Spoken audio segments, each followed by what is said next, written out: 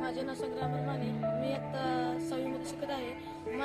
मी माझ्या मित्रांसोबत ही गणपती बनवला आहे. तुम्ही पाहू शकता. आम्ही सर्व मित्रांनी माती, लाल माती, काट्या, हे सर्व रंग, अजून पाणी, हे सर्व बनवायला लागले. माझे नाव वरद प्रेमकुमार वाले. आम्ही गणपती केला.